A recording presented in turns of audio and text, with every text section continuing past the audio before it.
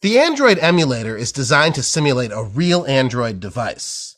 In this segment, we're going to learn how you can simulate receiving phone calls and SMS text messages with the emulator. I've launched an Android 2.3.3 emulator that I've called Grover. Now, when you're working with the emulator, sometimes you want to test your program in terms of some of the natural functions that are already on the phone. So here I have all of the applications that are on this particular emulator, and I've written a quick application called Simulating Phone Functions, working with the emulator. So now that application is running, and let's say I wanted to simulate a phone call coming into the phone while my application is running to see how it reacts. I'm going to go here into a view called DDMS view. We reach it by tapping this double arrow on the right-hand side and selecting DDMS. If for some reason DDMS is not available from that menu, you can go into the window menu, open perspective, other, and you'll find DDMS listed there. Now, in DDMS view, I've got this emulator control panel on the left-hand side. What I'm going to do is I'm going to simulate a call from an incoming number. Let's say 555-212-1212.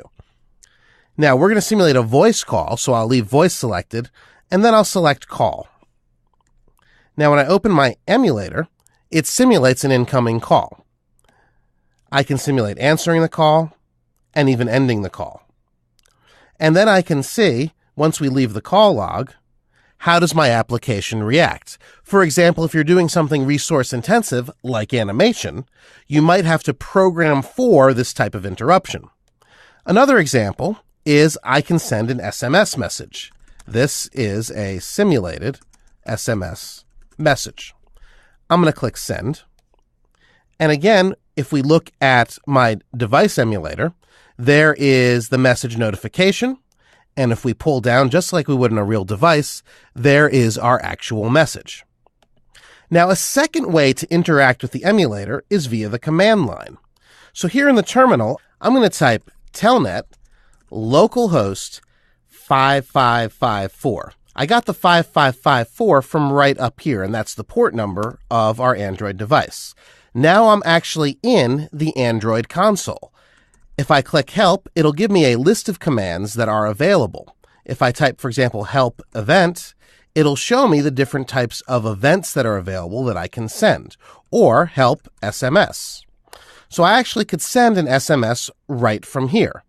SMS send will send a text message if I provide a phone number and a message. So we type SMS send 555-212-1212, and then the message testing from the command line.